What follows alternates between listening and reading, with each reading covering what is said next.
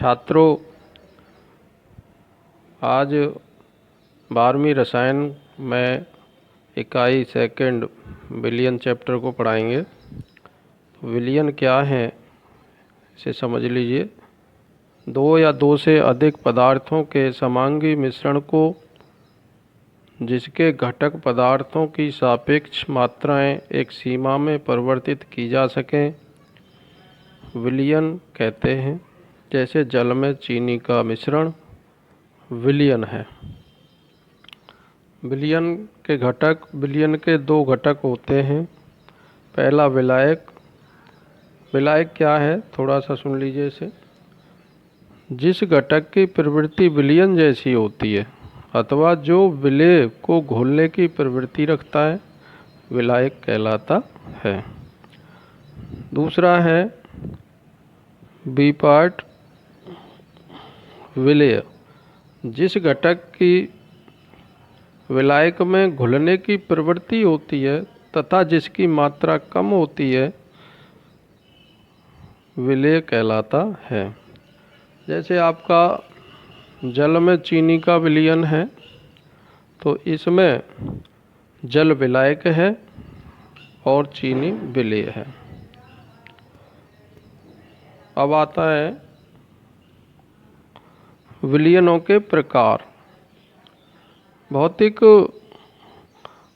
अवस्था के आधार पर विलयन 9 प्रकार के होते हैं। जैसे ठोस का ठोस में, ठोस का द्रव में, ठोस का गैस में। अब जैसे ठोस का ठोस में इसके एग्जाम्पल हैं मिश्र धातुएं, जैसे पीतल, कांसा।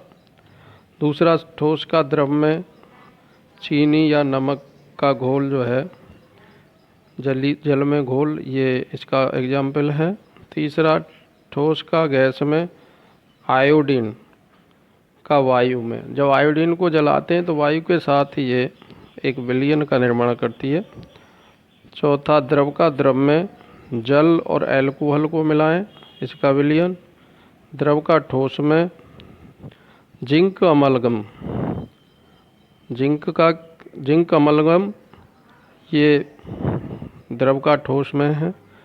द्रव का गैस में एरोसोल, वायु में जो थोड़ा द्रव या पानी की मात्रा वाष्प के रूप में होती है तो ये एरोसोल है। गैस का ठोस में पैलेडियम में अधिशोषित हाइड्रोजन।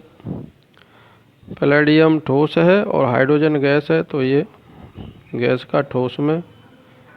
अगला गैस का द्रव में वायु युक्त पेय पदार्थ जो हम ड्रिंक करते हैं, कोल्ड ड्रिंक होती हैं ये। गैस का गैस में वायु अनेक गैसों का मिश्रण है तो इसलिए गैस का गैस में ये विलयन कहलाता है। अब आता है विलयनों की सांद्रता व्यक्त करने की इकाइयाँ। जो रासायनिक इकाइयाँ हैं वो मुख्य बताऊंगा मैं। इसमें पहले ग्राम प्रति लीटर में सांद्रता। ग्राम प्रति लीटर में क्या है, विलयन के 1 लीटर में विलीन विलेय के ग्रामों की संख्या उसकी ग्राम प्रति लीटर में सांद्रता कहलाती है। दूसरी है मोलरता के रूप में। निश्चित ताप पर 1 लीटर विलयन में विलीन विलेय के मोलों की संख्या विलयन की मोलरता कहलाती है। इसको कैपिटल M से प्रदर्शित करते हैं। मोलरता बराबर होती है विलेय के मोलों की संख्या, इसको हम ग्राम अणु भी बोल सकते हैं, बटे विलयन का आयतन लीटर में। अब किसी विलयन के 1 लीटर में 1 मोल या 1 ग्राम अणु उपस्थित है तो इसको हम इसकी मोलरता 1 होगी 1 M से प्रदर्शित करेंगे। अगर आधा मोल उपस्थित है तो M/2 कहलाएगी और 10वां हिस्सा मोल का उपस्थित है तो M/10 कहलाएगी। इस प्रकार इसको व्यक्त करते हैं।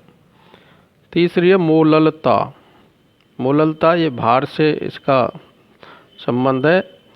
1 किलोग्राम विलायक में विलीन विलेय के मोलों की संख्या विलयन की मोललता कहलाती है। इसे स्मॉल m से प्रदर्शित करते हैं। मोललता बराबर विलेय के मोलों की संख्या बटे विलायक का भार किलोग्राम में। अगर ग्राम में करेंगे तो यहाँ गुणित 1000 हो जाएगा।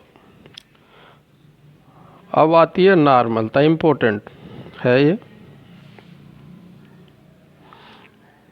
नॉर्मलता क्या है? निश्चित ताप पर 1 लीटर विलयन में विलीन मिले के ग्राम तुल्यांकों की संख्या विलयन की नॉर्मलता कहलाती है। इसे कैपिटल एन से प्रदर्शित करते हैं। विलयन की नॉर्मलता बराबर विलेय के ग्राम तुल्यांक बटे विलयन का आयतन लीटर में।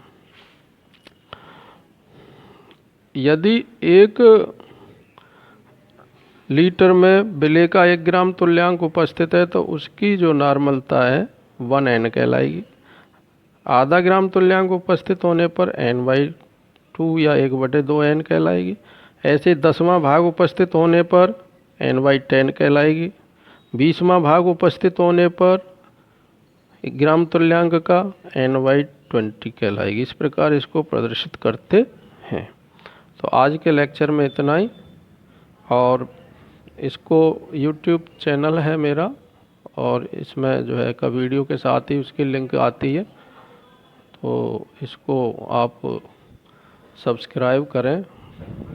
रोज़ाना कहा जाता है, इससे लाभ होगा आपको। धन्यवाद।